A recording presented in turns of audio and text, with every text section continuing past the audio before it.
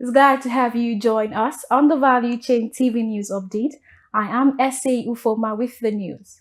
And on the news update, the former President Olusegun Obasanjo has advised the Bola Tinubu-led administration to prioritize food security. Obasanjo said this in Sokoto at the inauguration of the 136 housing units acquired by the Sokoto state government at 1.8 billion naira for allocation to low-income earners. He described food security as a priority followed by personal health and security, adding, good feeling enhances health and other productive engagements. The former president arrived Sokoto for a two-day visit for the inauguration of projects executed by Governor Ahmed Aliyu to mark his administration's 1 year in office. The federal government has restated its commitment to planting 25 million trees by 2030 as a crucial step in the promotion of a green economy. Special Advisor on Media and Publicity Ajuri Ngolale, in a statement in Abuja, noted that the initiative is part of the administration's determination in the march towards Nigeria's aspiration to achieve carbon neutrality by 2060, while stating the importance of protecting the environment and ensuring a prosperous and clean economy for all. He stressed the need for urgent action to address land degradation, desertification, and drought resilience, particularly in Nigeria, where drought threatens parts of the country.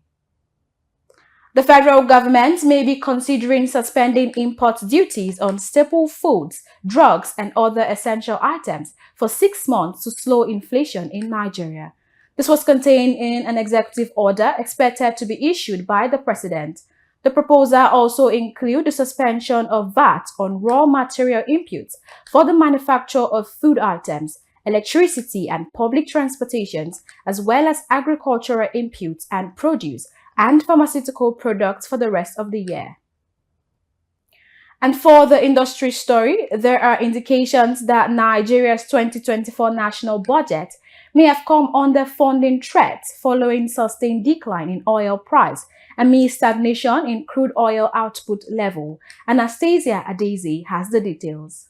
Price of Bonny Light Nigeria's premium grade dropped to $76.54 per barrel from over $80 per barrel average price recorded in May 2024, indicating a shortfall of 1.8% compared to the 2024 budget reference price of $77 per barrel. This comes a few weeks after the report of the Nigerian Upstream Petroleum Regulatory Commission (NUPRC) had put up the nation's oil output at 1.4 million PDP including condensate.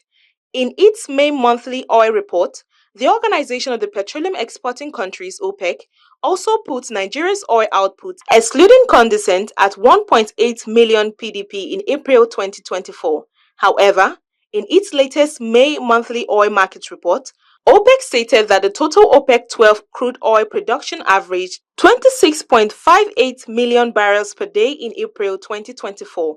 Crude oil output increased mainly in Congo and Iran, while production in Nigeria, Iraq, and Venezuela decreased.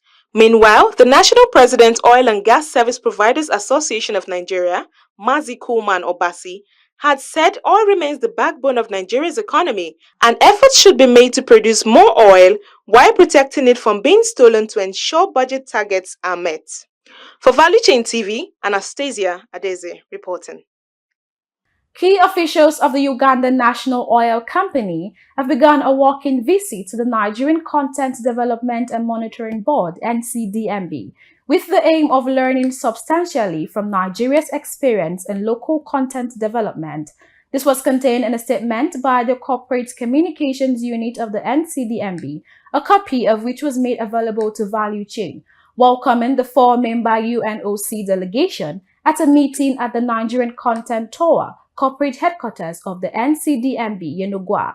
The Director of Monitoring and Evaluation, Alhaji Abdul Malik Alilu, said the visit would open new vistas for mutually beneficial cooperation in oil and gas operations between Nigeria and Uganda. Chet Moses completes the report.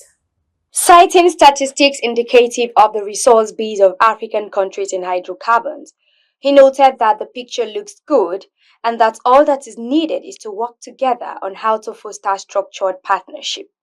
According to him, African oil-producing countries cannot achieve enough when they operate in silos, adding that there is a need to approach local content with a pan-African orientation.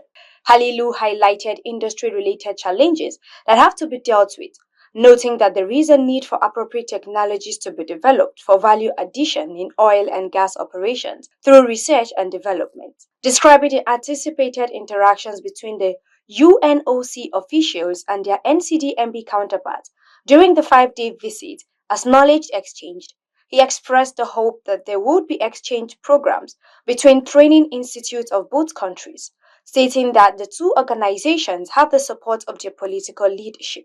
In her response, Mrs. Jessica Keyune, National Content Specialist of UNOC, expressed gratitude to the NCDMB management for the warm reception and hospitality and the wide scope of engagement planned for the team to facilitate adequate exposure to critical aspects of local content implementation and enforcement.